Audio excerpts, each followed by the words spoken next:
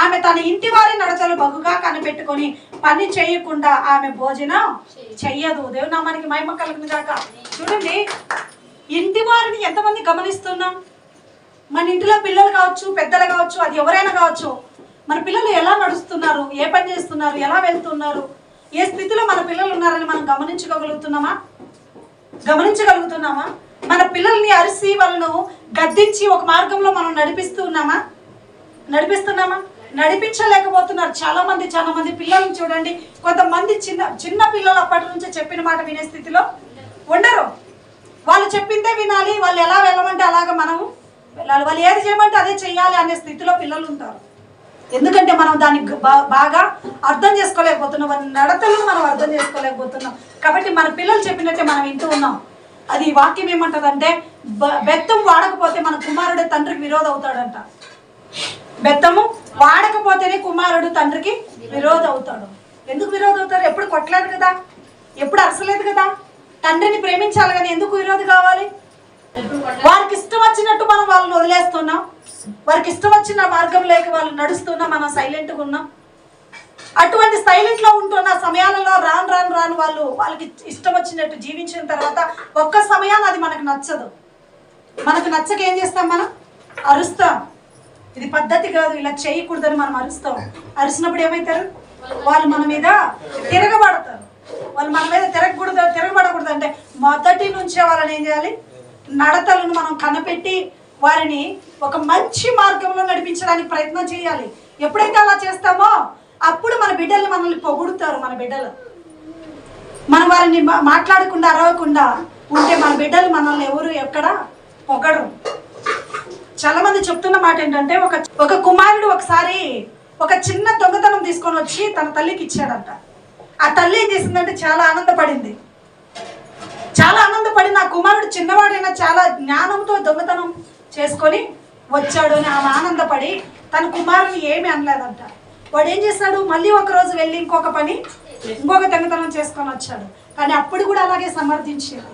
నా తల్లి నన్ను సమర్థిస్తూ వస్తుంది, నా తల్లి నన్ను అరచడం లేదు, కొట్టడం లేదని వాడు మూడోసారి ఏం చేశాడు? చాలా పెద్ద దొంగతనం చేశాడు. ఎప్పుడైతే చాలా పెద్ద దొంగతనం చేశాడో అప్పుడు వెళ్ళి ఆ పిల్లవాడి మీద కేసు పెట్టారట. కేసు పెట్టి ఆ పిల్లవాడిని తీసుకొని వెళ్ళి జైల్లో వేసి వాడికి ఒక్కానొక సమయంలో మరణ శిక్ష అనేది విధించారంట. అంటే ఆ చిన్నపిల్లవాడు అది ఏ తప్పు చేశాడో తెలియదు. అప్పుడు మరణ శిక్ష వేసినప్పుడు లాస్ట్ కోరిక ఏమని అడుగుతారు కదా, లాస్ట్ నీ కోరిక ఏంటో చెప్పు అని అడుగుతారు మరణ శిక్ష వేసేటప్పుడు. అలాగా పిల్లవాడిని కూడా అడిగారంట, రే లాస్ట్ కోరిక ఏదైనా ఉంటే చెప్పు, అది తీరుస్తామని అడిగితే ఆ పిల్లవాడు చెప్పాడంట, ఏ కోరిక లేదయ్యా, నా తల్లిని నేను ఒకసారి చూడాలనుకుంటున్నా అన్నాడట. అన్నప్పుడు అధికారులు ఏం చేశారంటే తన తల్లిని పిలిపించారు. తన తల్లిని పిలిపించినప్పుడు, అరే నువ్వు తల్లితో మాట్లాడాలన్నావు కదా, తల్లిని చూడాలనుకున్నావు కదా, ఆఖరిగా చూసుకోరా నీ తల్లిని, మనసారా మాట్లాడు అని చెప్పి వాళ్ళు చెప్పారు. వాళ్ళు ఏమనుకున్నారంటే తల్లి మీద ప్రేమతో తల్లి మీద ఆశ కలిగి మాట్లాడాడు, తల్లి మీద ఎంత ప్రేమ ఉంటే తన తల్లిని అడిగాడు అని అనుకున్నారు పక్కనున్న వాళ్ళంతా. ఆ పిల్లవాడు తల్లిని దగ్గరికి పిలవగానే తల్లిని చెల్లు మన చెంప మీద ఒక ఏటేశాడంట. ఎందుకురా నన్ను కొట్టావు, నేనేం చేశాను రా నువ్వు నన్ను కొట్టావు అని చెప్పి అడిగితే అక్కడ ఉన్న వాళ్ళందరూ, నీ తల్లిని నువ్వు ఎందుకు కొట్టావు, నీ తల్లిని నువ్వు చూడాలనే కదా పిలిచావు, నీ తల్లితో నువ్వు మాట్లాడాలనే కదా పిలిచావు, నువ్వు ఎందుకు ఇప్పుడు కొడుతున్నావు అని అడిగితే ఆ పిల్లవాడు చెప్పాడంట, నేను ఎందుకు కొట్టానో తెలుసా, ఈ కొట్టడం నన్ను నా తల్లి మొదట చిన్న దొంగతనం చేసినప్పుడు కొట్టి ఉండింటే నేను రెండో దొంగతనం చేసి ఉండేవాడిని కాదు. అదే మొదటిసారి కదా అని మందలిచ్చి అరిసింటే రెండవసారి దొంగతనం చేసినప్పుడు ఇంకా రెండేట్లు ఎక్కువ కొట్టి, అరే ఇది పని చేయకూడదు, ఇలాంటి పని చేయకూడదని నన్ను ఇంకా కొట్టి ఉన్నా కూడా నేను ఈరోజు ఈ స్థితిలోకి వచ్చి ఉండేది కాదు.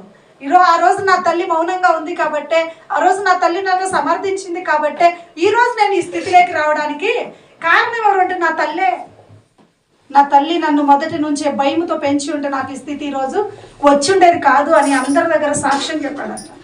అంటే మనం కూడా చాలాసార్లు నా బిడ్డే కదా, నా కుమారుడు నా కుమార్తె కదా, అయ్యో అని చెప్పి మనం ప్రేమ చూపిస్తాం, వాళ్ళకు భయం పెట్టాం. వాళ్ళు ఏం చేస్తారంటే నా తల్లి నన్ను ప్రేమిస్తుంది కదా అని వారికి ఇష్టం వచ్చినట్టే వాళ్ళు ప్రవర్తిస్తారు. లాస్ట్ వాళ్ళు ఒక చెడు మార్గంలోకి వెళ్ళిన తర్వాత మళ్ళీ మనం బాధపడాలి. ఇక్కడ ఆమె అలా చేసామె కాదు, ఆమె వారి నడతలన్నీ చూసి వారిని మాట్లాడి వాళ్ళని గద్దించి వాళ్ళు ఏ స్థితిలో పెట్టాలో ఆ స్థితిలోకి పెడుతుంది. అందుకే తన కుమారులు లేచి ఏం మాట్లాడతారు చూడండి, ఆమె కుమారులు లేచి ఆమెను ధన్యురాలు అందురు. దేవుని నామానికి మహిమ కలుగును గాక. చూడండి బిడ్డలు, తల్లిని వచ్చి నా తల్లి ఎంత ధన్యురాలు, నా తల్లి ఎంత గొప్పది, నా తల్లి నా కుటుంబాన్ని అంత పోషించి నా కుటుంబంలో ఏది తక్కువ రాకుండా, ఎక్కడ కూడా ఏ ఇబ్బందుల్లో మేము పడకుండా నా తల్లి అన్నిటినీ చూసుకుంది. అన్ని చూసుకోవడమే కాదు, నా తండ్రికి కూడా ఒక గొప్ప పేరు తెచ్చింది.